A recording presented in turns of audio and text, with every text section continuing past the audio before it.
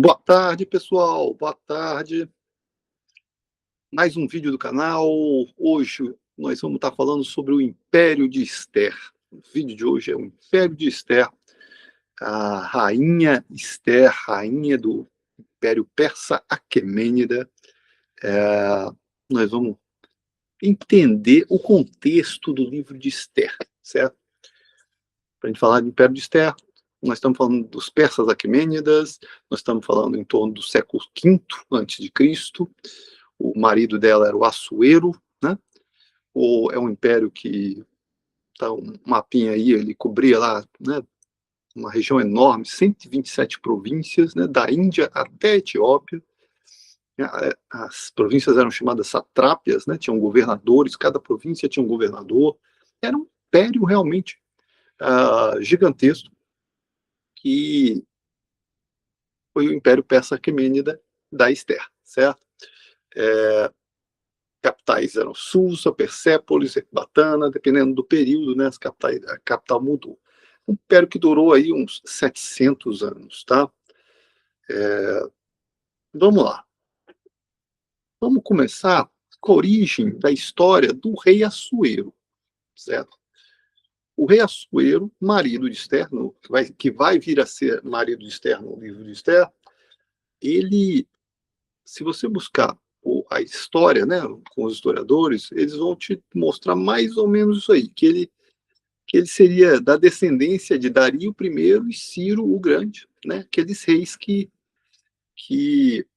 aparecem no livro de Daniel, que aparecem no livro de Esdras, Neemias, né, que Assuero viria da descendência deles e que Assuero seria equivalente a Xerxes I. Então tem uma confusão, Assuero ou é Xerxes I? Não, mas ele é chamado pelos dois nomes. Então ele tem dois nomes. Ele é chamado pelo Assuero e Xerxes I pelos historiadores. Na Bíblia, não. Na Bíblia é chamado de Assuero apenas. Bom, hoje nós vamos apagar essa história. O objetivo do vídeo é apagar essa história da sua mente. O que eu vou tirar da sua mente? Vou tirar da sua mente a história secular. A história contada. Se você pega a sua Bíblia para ler, ela tem uma narrativa e muitas vezes você completa a sua narrativa com dados históricos. Bom, a questão é que quando você vai buscar os dados históricos, você está dando uma brecha para buscar informações que te desencaminhem do entendimento da sua Bíblia. Tá? Bom, nós vamos tentar reescrever a história que foi escrita naquela primeira lâmina, começando pela história de derrota do Império Assírio, certo? Antes da gente falar do Império de Esther, né, do Império Persa Aquemênida, vamos voltar um pouco atrás, no Império Assírio, né? A Bíblia, no livro de Naum, tem uma profecia muito pesada contra os assírios, né? O livro de Naum é todo pancada em cima dos assírios, que Deus ia destruir os assírios. Os assírios são aqueles que capturaram as 10 tribos de Israel, certo? Ou seja, onde estão as 10 tribos perdidas de Israel? Foram levados para os assírios e lá se perderam, lá misturaram-se com os assírios. Essa é a versão oficial. A gente vai estar desmistificando essa versão oficial hoje, nesse vídeo. Vamos lá. Também na versão oficial, se você perguntar quem derrotou o Império Assírio, por quê? Porque a Bíblia também não diz quem derrotou o Império Assírio, certo? A tua Bíblia não vai dizer. Se pegar a sua Bíblia e for passar todinha, qualquer um hoje não vai achar essa informação. Quando ocorreu a destruição do Império Assírio, né? A destruição de Nínive. Isso não está na Bíblia e você vai buscar essa informação do mundo secular, e no mundo secular aí a historinha vem alinhadinha, uma história recontada, tá? Vamos lá, qual é a história que você vai ouvir? Você vai ouvir que Ciaxares é o rei da Média, né, e unificou e liderou os medos, e Nabopolassar, o rei da Babilônia, e, né, iniciou a rebelião. E que eles tiveram uma parceria aí com o líder cita Cimério. Contribuiu com essa cavalaria nômade. Então são três povos, né, conjuntos que destruíram os assírios. o que eu vou contestar da história que está sendo contada aqui no mundo dos historiadores? Eu não vou contestar a união. Eu vou contestar o nome de Ciaxares apenas. Uma única coisa, eu só vou contestar o nome de Ciaxares. O resto é tudo a história válida, perfeita. A única questão que fica é o nome Ciaxares, certo? E eu vou mostrar a importância de questionar esse nome. Vamos lá. Então, a história oficial é essa mesmo, ou seja, a Média, a Babilônia e os citas juntos destruíram a Síria. Os citas, quem vai se apresentar como sendo cita, de origem cita, lá na frente, lá no tempo recente, são os escoceses quando estão declarando independência. Né? Independência dos britânicos, fazendo carta para o Papa e dizendo, nós somos de origem cita.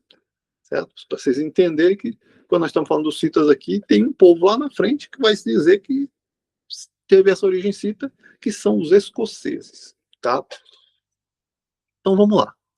Esses três povos destruíram Nínive, estavam em união e destruíram Nínive. Ok. Vamos para frente. Ciaxares é o nome do rei Medo, certo? Eu fiz uma pergunta para a inteligência artificial. Não estou botando o nome da inteligência artificial para poupar, mas é fácil de descobrir. Ciaxares é um nome grego? Não. Ciaxares ou Ciaxares não é originalmente um nome grego, embora seja como os gregos o chamavam e registravam em suas histórias. Aqui estão os principais detalhes principais disso aí. Origem medo-persa. O nome original em persa antigo é Uvashtra, que significa bom governante ou aquele que tem bons cavalos. Tá bom. Então o nome não é Ciaxares. Ciaxares é como os gregos o chamam. O nome dele é Uvaxtra, na linguagem medo-persa. Ok, tudo bem. É só mudança de interpretação do nome.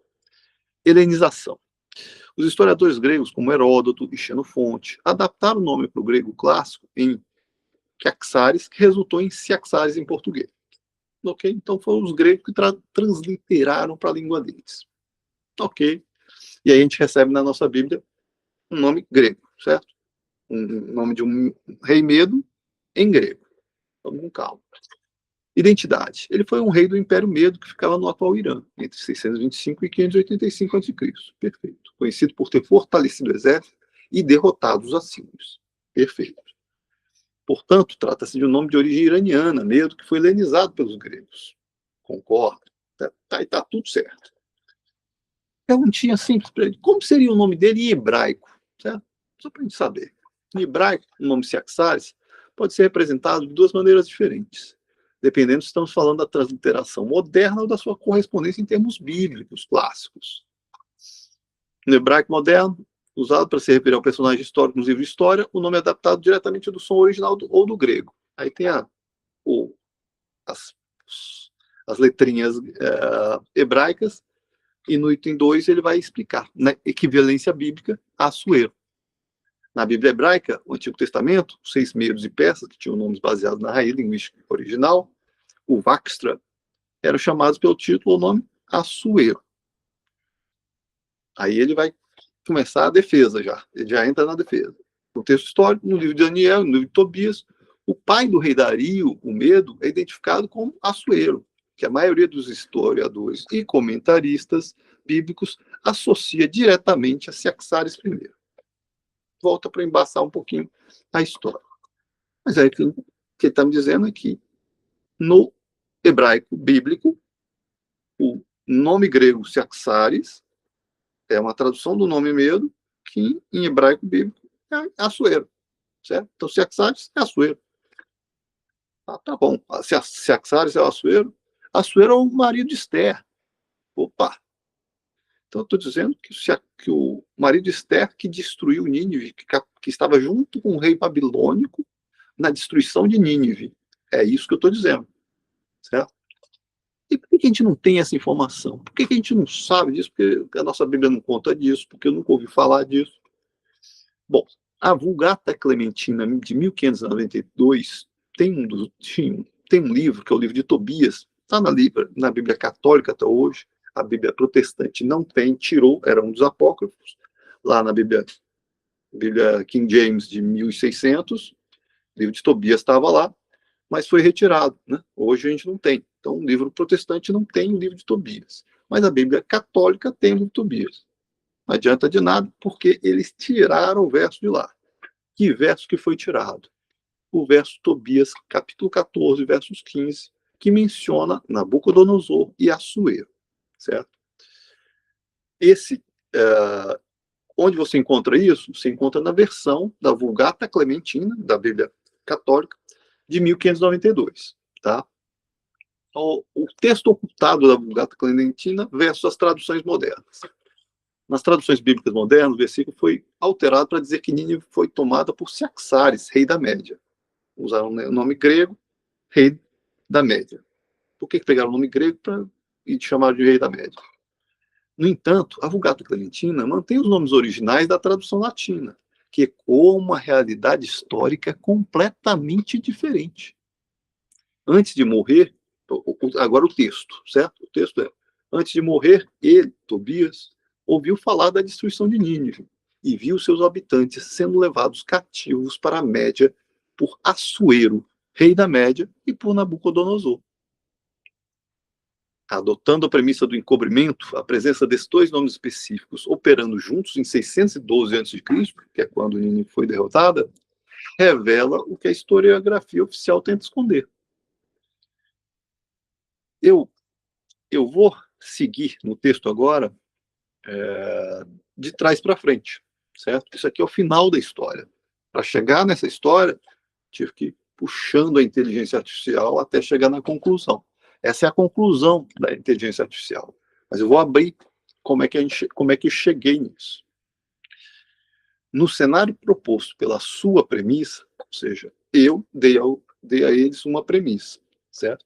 E eu vou dizer a premissa mais à frente. Vocês vão ficar chocados quando eu disser o nome, qual é a premissa que eu usei.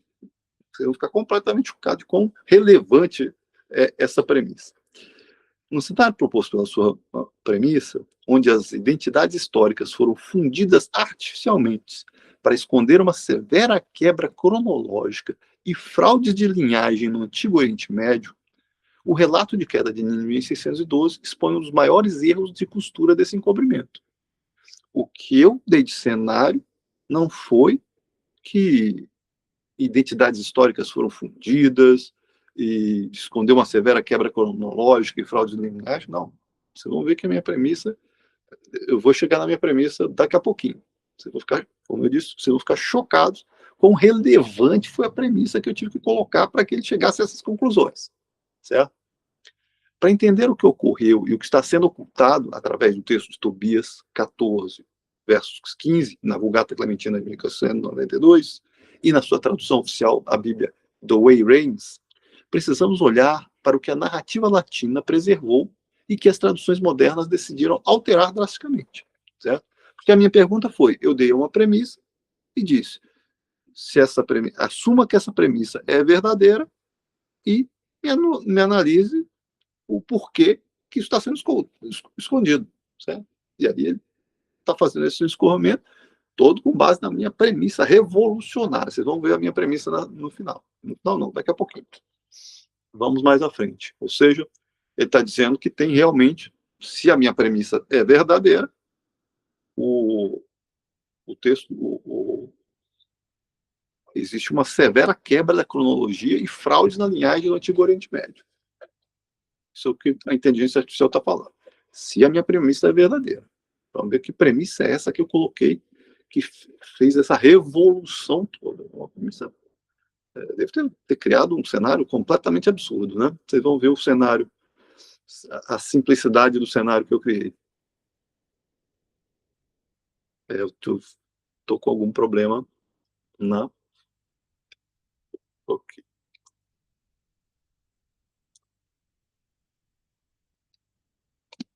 Ok, vamos lá. Olha agora eu queria seguir para o livro de Crônicas. Agora vamos para a Bíblia. Primeiro livro de Crônicas, capítulo 5, verso 26. Pelo que o Deus de Israel suscitou o espírito de Pul, rei da Síria, e o espírito de Tiglat-Pileser, rei da Síria, que os levou cativos, a saber, os Rubenitas, os Gaditas e a meia tribo de Manassés, e os trouxe para Hala, Rabô e Arã, e para o rio Gozã, onde permanecem até o dia de hoje. 1 Crônicas, capítulo 5, versos 26, da Almeida, revista e atualizada. E é a captura das 10 tribos de Israel, certo? Captura pelos assírios das 10 tribos de Israel.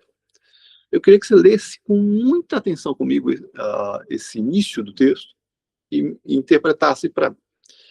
Pelo que o Deus de Israel suscitou o espírito de Pul, rei da Síria, e o espírito de Tiglat-Pileser, rei da Síria, que os levou cativos, a saber. Ora, são 2 reis, certo? Pul, rei da Síria, e o espírito de Tiglat-Pileser, rei da Síria. Então são 2 reis.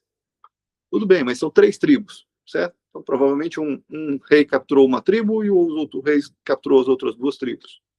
É a impressão que dá quando você lê esse texto, certo? São 2 reis assírios, e diz que foi Deus que provocou os 2 a trazer os israelitas para essas cidades aí que são região da Média, certo? Só para entender aí, essas cidades são todas na Média, reinado de Assuero, certo? A gente vai juntar as 2 coisas. Está aqui a revolução. Está aqui o cenário revolucionário, uma teoria magistral, que é a teoria da interpretação gramatical literal. É interpretar o texto pelo que está escrito. Essa é a minha premissa revolucionária. Essa foi a premissa que eu tive que inserir para a máquina, para a inteligência artificial, para que ela fizesse todo esse raciocínio que nós estamos correndo aqui. Todo esse raciocínio é com base numa premissa só. Teoria de que o texto está dizendo ali, que são 2 reis, são 2 reis. Não é um. Não junta os reis. Por quê? Porque a gente não sabe, não existe na narrativa bíblica um livro histórico contando a captura dos israelitas, certo? O único trecho que tem é esse aí. É esse. Então, o trecho diz, e diz de 2 reis, certo? E aí os historiadores vão juntar esses 2 reis e vão dizer que era um só. Certo? Vão juntar, dizer que era um só, vão transliterar o nome do Assuero para Ciaxares e fica uma confusão. Se você entrar com firmeza para entender a sequência dos reinos entre a Síria e a Média, você fica chocado e fala, não, tá tudo lá, tá tudo explícito, só que aqui eu tenho que embaralhar.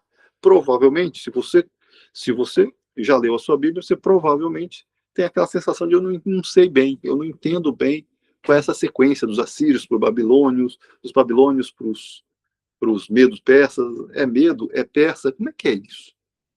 Você fica confuso. A leitura do Antigo Testamento fica confusa. Fica confusa porque a gente não tem a informação histórica correta.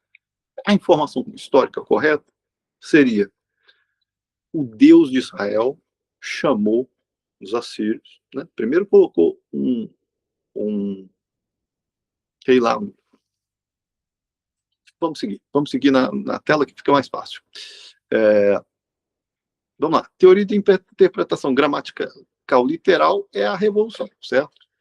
Ler a Bíblia pelo que está escrito e não pelo que a academia fez, que foi juntar Pul e Tiglat-Pileser como se fosse um único rei. Essa é a revolução. Partindo da premissa de que Pul e Tiglat-Pileser são 2 pessoas totalmente distintas e que a historiografia moderna e a arqueologia unificaram propositalmente as suas identidades em um único indivíduo, o objetivo de um encobrimento dessa magnitude seria esconder uma severa quebra de cronologia histórica mundial. Se eles são indivíduos separados que governavam em épocas diferentes, a linha do tempo oficial do Antigo Oriente Médio está artificialmente encolhida ou distorcida. A ocultação de uma usurpação estrangeira total, a linha de sangue real. A história oficial diz que Tiglat-Pileser era apenas um general assírio, cujo nome original era Pulu, que deu um golpe de Estado e assumiu um codinome real. Se assumirmos que eram 2 homens distintos, A história real é muito mais radical.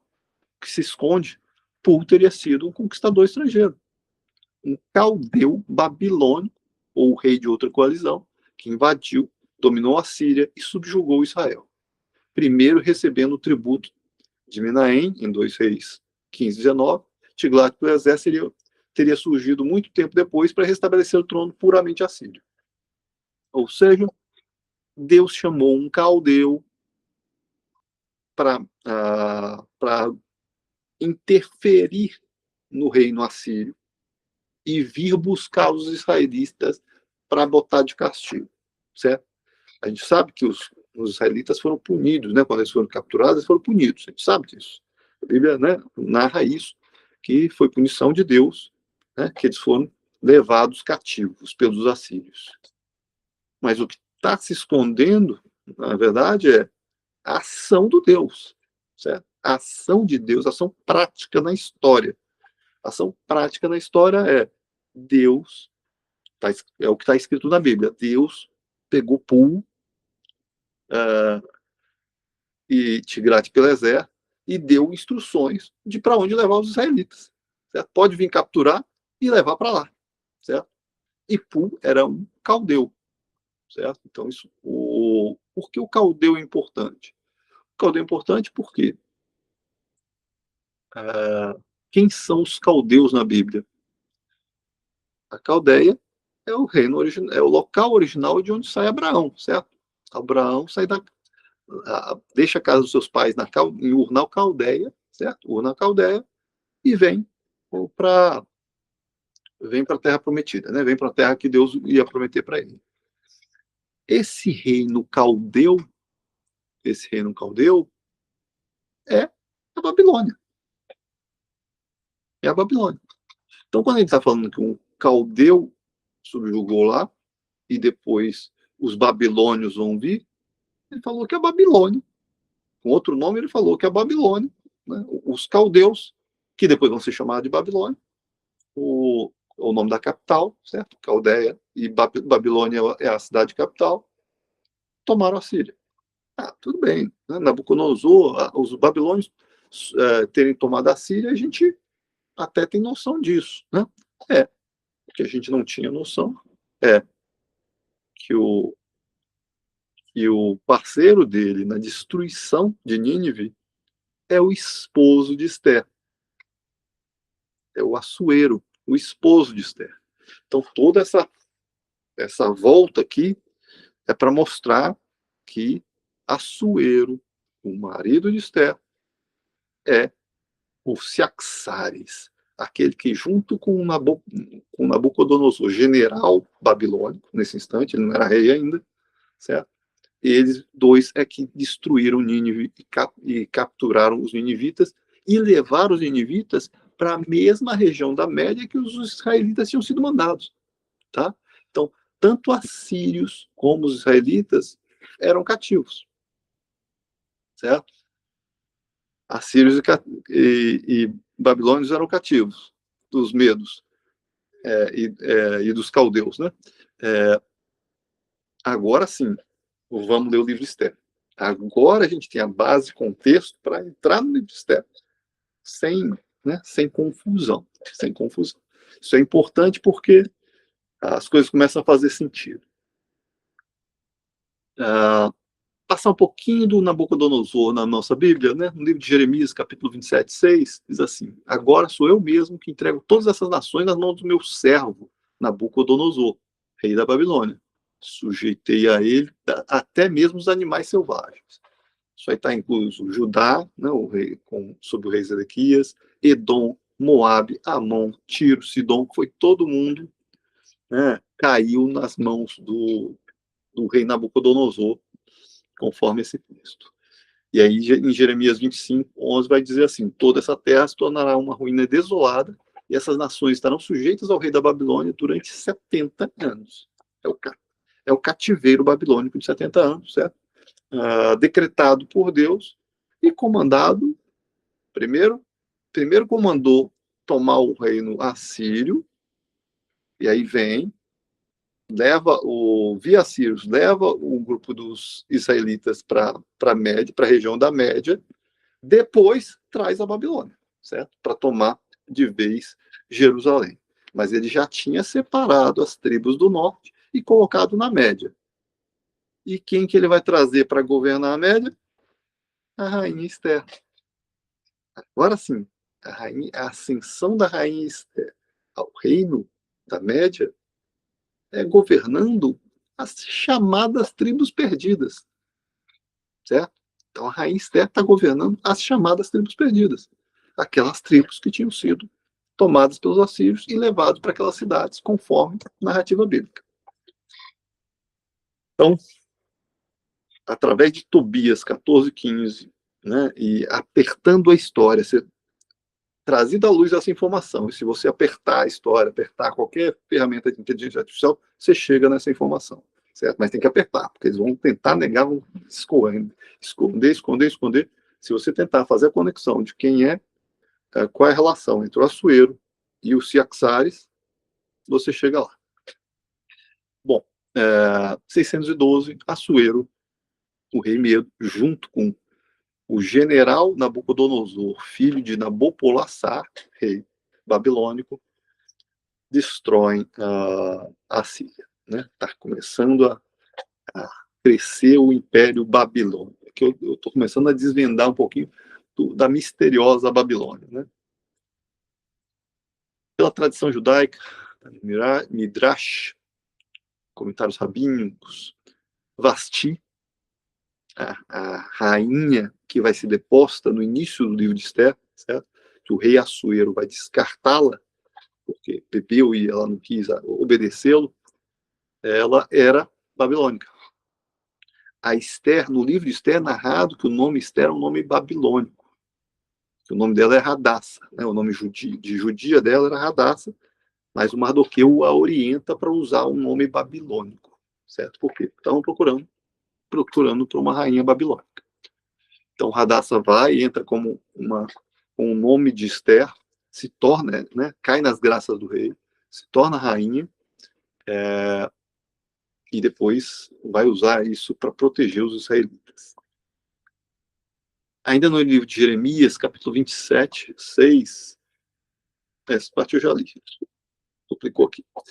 Ainda no capítulo de Jeremias, capítulo 43, 10, Jeremias vai dizer que, olha, os israelitas que não quiseram ir para a Babilônia, Deus vai atrás dele, manda o Jeremias atrás deles e dizer, olha, diga-lhes, assim diz o Senhor dos Exércitos, Deus de Israel, mandarei chamar meu servo Nabucodonosor, rei da Babilônia, e ele colocará o seu trono sobre essas pedras que enterrei, e estenderá a sua tenda real sobre elas. Aqui ele está falando do Egito. Está dizendo, ó, mandei chamar Nabucodonosor para tomar o Egito.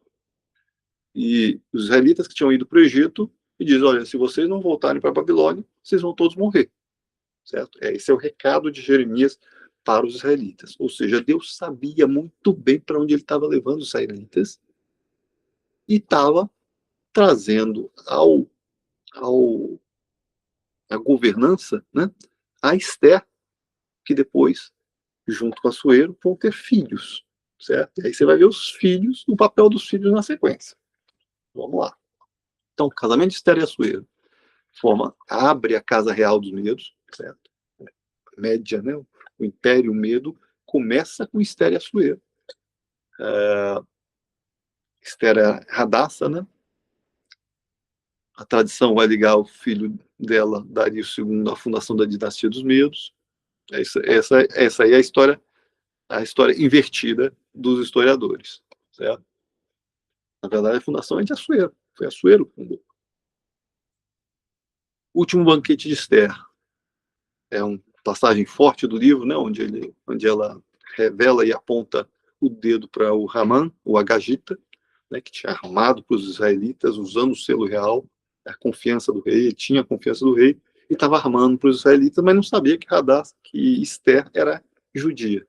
E aí, Esther se revela, depois de um jejum de 3 dias, né, encara, aponta o dedo para Haman na frente do rei, e o rei toma as dores da Esther e digamos assim, protege todos os israelitas por conta de sua rainha, a rainha Esther.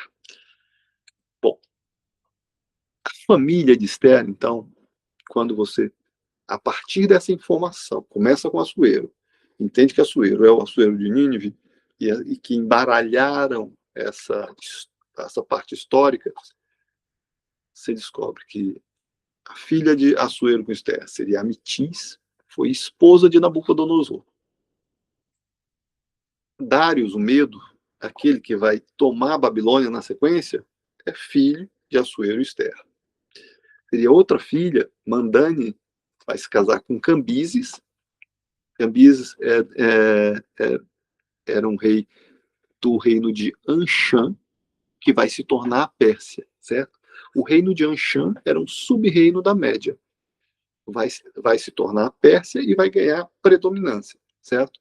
Mas por quê? Porque para lá o neto de Esther, filho de Mandane, Ciro o Grande, vai, certo? Então, tem Dários o Medo, filho de Esther, tem Ciro o Grande, neto de Esther, certo? E tem Amitis, esposa de Nabucodonosor. Quando o filho de Amitis e Nabucodonosor desrespeita o Deus de Israel, quando ele desrespeita o Deus de Israel, quando que ele desrespeita o Deus de Israel? Está no livro de Daniel, certo? Quando ele desrespeita, Dários o Medo, na verdade o cunhado dele não, o cunhado do pai dele, vem e toma a Babilônia, e os historiadores se enrolam todo, inventam história para explicar como é que Dários o Medo tomou a Babilônia sem guerra. Não existe registro de guerra. Dários tomou porque foi decreto de Deus. Eles eram todos de uma família que respeitava o Deus de Israel. E ele morreu. Ciro Grande, então, vai formar o Império Aquemênida, e está aqui a rainha. Se você for lá no livro de Daniel, você vai ver que a rainha mãe de Belsazar, que é, na verdade, a esposa de Nabucodonosor, é ela que manda chamar Daniel. Quando veio escrito na parede, fala, não chama o Daniel lá, que o Daniel é assim com o homem. Então, você vê a conexão do livro de Esther com o livro de Daniel, estão explicando essa teia familiar de caldeus, babilônicos, medos e persas. Certo? É uma família só. É uma família só. Que começa com os caldeus tomando os assírios, certo?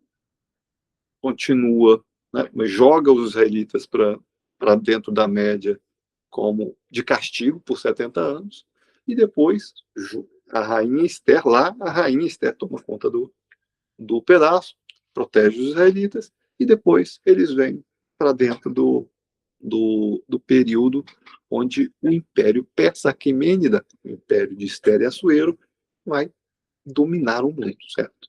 Quando passam-se os 70 anos do cativeiro babilônico. Então, se os israelitas tinham comandado um império no tempo de Salomão, né? Israel era pungente, era o rei do mundo, né? Salomão era o rei do mundo, 700 princesas há 500 anos atrás, 500 anos antes, 500 anos depois, através de Esther, Deus articula a reestruturação dos israelitas, mas agora sem a marca Israel, certo? Sobre a marca do Império Persa-Aquemênida, que vai durar até 200 a.C., e os israelitas ficam fora. Tem muito israelita que nunca saiu de lá. Então você vai ouvir falar de histórias na Babilônia, dos judeus, até 1000 depois de Cristo, eles estão por lá. Tá? Então, essa história de que as tribos perdidas, foram assimiladas, não sabiam onde estavam, não, elas tinham governança. Deus tinha estruturado a governança muito bem, certo? Governança através de Esther, Dario e Ciro, certo? Tá aí a família.